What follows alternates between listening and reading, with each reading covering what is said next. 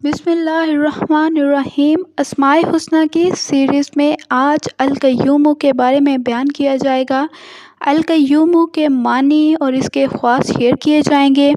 القیوم کا معنی ہے سب کو قائم رکھنے والا اور تھامنے والا۔ القیوم کا پہلا خواص ہے کہ جو شخص القیوم کو ہر روز تنہائی میں 17 بار یعنی 17 ٹائمز پڑھے گا انشاءاللہ کند ذہنی سے نجات پائے گا اور اس کا حافظہ قوی ہو جائے گا، دل منور ہو جائے گا۔ القیوم کا اگلا خواص ہے کہ جس آدمی کو نیند نہ آتی ہو وہ یہ دو آیتیں جو میں بتا رہی ہوں، سورۃ کہف کی آیت نمبر 18 اور سورۃ کہف کی آیت نمبر 11 پڑھے تو انشاءاللہ اسے نیند آ جائے گی۔ اور جو زیادہ سونے کا عادی ہو اسے چاہیے کہ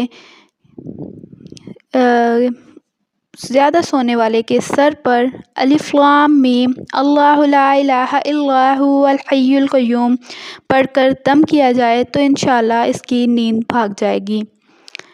القیوم کا اگلا خواص ہے کہ اگر کوئی چاہے کہ اس کا دل زندہ ہو جائے اور وہ کبھی نہ مرے تو ہر دن 40 مرتبہ یا حی یا قیوم لا الہ الا انت پڑھا کرے، انشاءاللہ اس کا دل زندہ رہے گا۔ القیوم کا اگلا خواص ہے کہ الحی القیوم دونوں عظیم نام ہیں اور حضوری کیفیت رکھنے والے لوگوں کا ذکر ہے۔ حضور اکرم صلی اللہ علیہ وآلہ وسلم نے اپنی بیٹی حضرت فاطمہ رضی اللہ تعالی عنہا سے فرمایا کہ یہ دعا صبح و شام پڑھا کرو، اور دعا یہ تھی کہ یا حی یا قیوم برحمتک استغیث اصلح لی شأنی کلہ ولا تکلنی الی نفسی طرفۃ عین۔ القیوم کا اگلا خواص ہے کہ جو شخص بکثرت القیوم کا ورد رکھے گا انشاءاللہ لوگوں میں اس کی عزت زیادہ ہوگی۔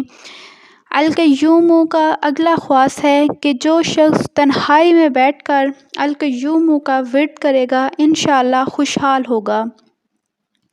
القیوم کا اگلا خواص ہے کہ جو شخص صبح کی نماز کے بعد سورج نکلنے تک یا حی یا قیوم کا ورد کرے گا انشاءاللہ سستی اور کاہلی سے نجات پائے گا۔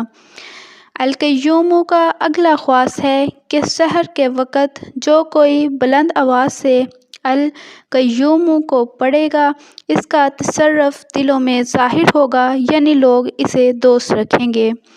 القیوم کا اگلا خواص ہے کہ جو شخص 41 بار یعنی کہ 41 ٹائم روز یہ دعا مانگے انشاءاللہ اس کا مردہ دل زندہ ہو جائے گا۔